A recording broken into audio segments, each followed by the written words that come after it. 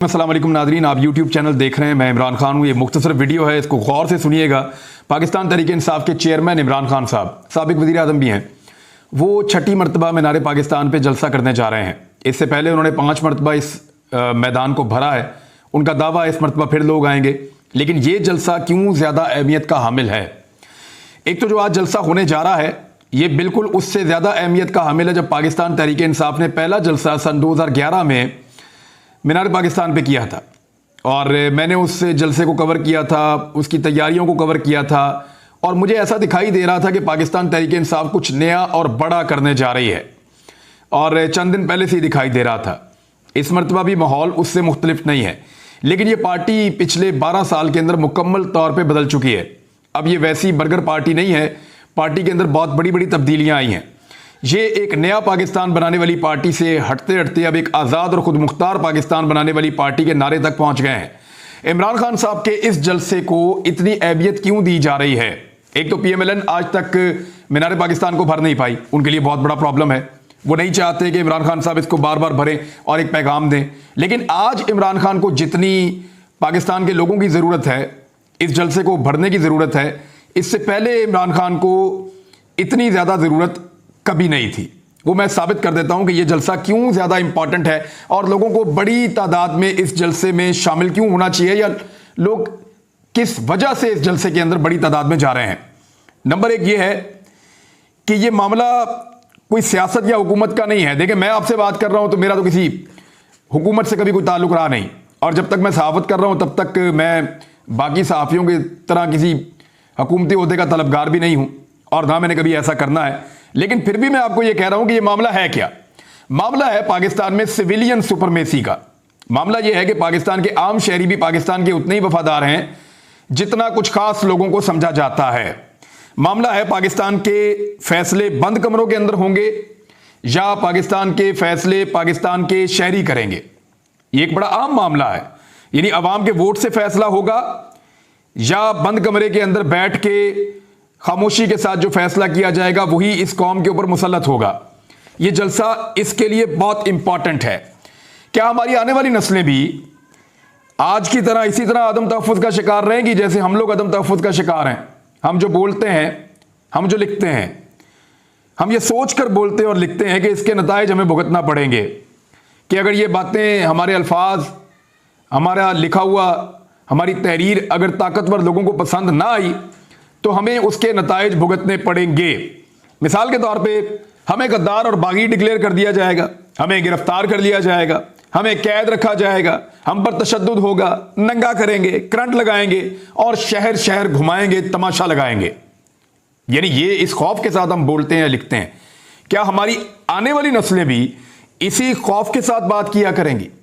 ये फैसला आज के जलसे में बहुत इंपॉर्टेंट है। ये एक शुरुआत हो सकती है। मैं आपको ये नहीं कह रहा कि आज सारी चीजों का फैसला हो जाएगा, लेकिन ये जलसा इस फैसले के लिए बहुत इंपॉर्टेंट है। क्या हमारे आने वाले बच्चों को या नस्लों को इसी खौफ के साथ जीना पड़ेगा या फिर हम खौफ के इन बुतों को आज तोड़ देंगे? गुलामी की जिंदगी सिसक सिसक कर आपने गुजारनी है या फिर आपने खुलकर जीना है? अगर आपको लगता है कि आप किसी सियासी जमात के फायदे के लिए निकल रहे हैं तो आप ना निकलें, लेकिन अगर आपको यह लगता है कि आप पाकिस्तान के लिए निकल रहे हैं तो फिर आपका घर बैठना नहीं बनता। इस वक्त अगर आप अमली तौर पे देखें तो मैं पॉलिटिकल पार्टीज की बात इसलिए नहीं कर रहा कि सारे एक ही तरह के हो गए हैं। अमली तौर पे अगर आप देखें तो पाकिस्तान में आईन और कानून का कोई वजूद आपको नजर नहीं आएगा। इस वक्त फस्तायत अपने उरूज पर है और मुल्क में एक जंगल का कानून है। इंसानों को उठाया जा रहा है, इंसानों को गायब किया जा रहा है, एक तमाशा लगाया हुआ पूरे मुल्क के अंदर। आप सिर्फ फ्रांस की मिसाल ले लें, वहां पे जो लोग बाहर आए हैं उनका सबका ताल्लुक किसी एक सियासी जमात से या किसी एक ग्रुप के साथ तो नहीं है।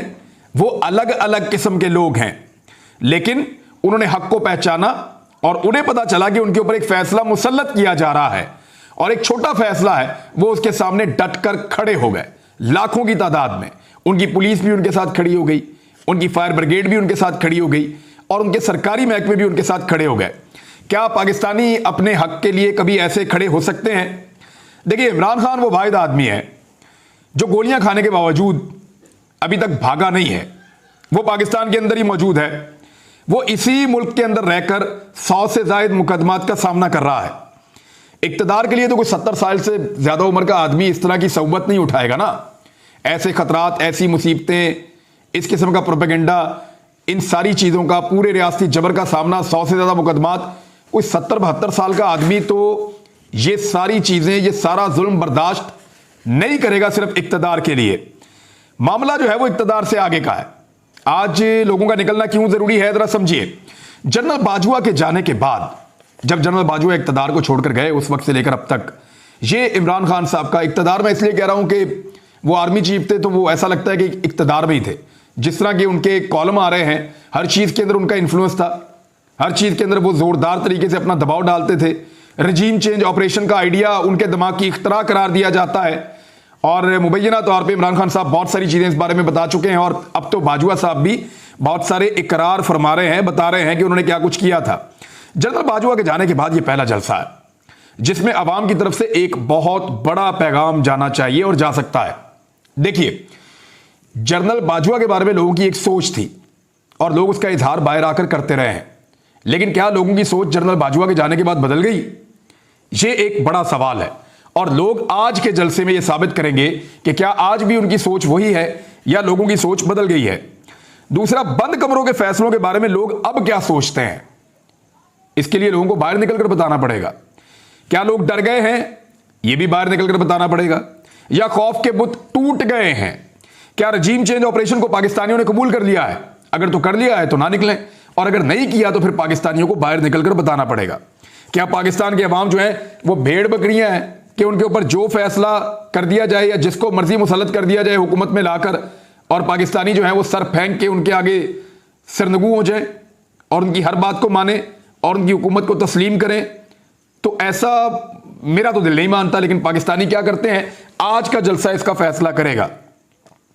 इस जलसे में पाकिस्तान की एस्टेब्लिशमेंट और पाकिस्तान की अदलिया के लिए भी बहुत बड़ा पैगाम है और यह सबसे इंपॉर्टेंट है। देखिए, पाकिस्तान की अदलिया के ऊपर कीचड़ उछाला जा रहा है। पीडीएम की जमातों ने पाकिस्तान की अदलिया के साथ जो कुछ किया है वो सब आपको दिखाई दे रहा है। बल्कि पार्लियामेंट के अंदर जो जजेस के खिलाफ जुबान इस्तेमाल की गई और जो कुछ किया गया वो सारा कुछ भी आपके सामने है। तो इस तरह अदलिया के ऊपर लगातार एक दबाव बढ़ाया जा रहा है।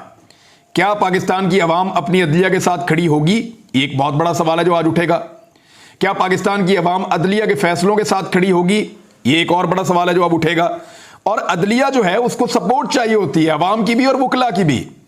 देखिए, पाकिस्तान एक बिल्कुल नॉर्मल मुल्क तो है नहीं, यहां पे तो फस्तायत है, यहां पे तो कंट्रोल है किसी का, यहां पे तो कब्जा हुआ है इस मुल्क के ऊपर। तो एक ऐसे मुल्क के अंदर जो अदलिया होती है उसको अपने फैसले देने के लिए भी बड़ी सपोर्ट दरकार होती है। यह आसान नहीं होता जजेस के लिए फैसले देना, यह बहुत मुश्किल काम है। जो सुप्रीम कोर्ट के जजेस हैं, हाई कोर्ट के जजेस हैं, बल्कि जो लोअर जुडिशरी के जजेस हैं, मैं उनकी सबसे ज्यादा तारीफ करता हूं। उन्होंने बड़े बोल्ड फैसले दिए हैं और बड़े डट के फैसले दिए हैं और बहुत बड़े बड़े प्रेशर्स का उन्होंने सामना किया है। तो अदलिया के ऊपर पाकिस्तान में लगातार बड़े हैवी नौयत के प्रेशर्स होते हैं।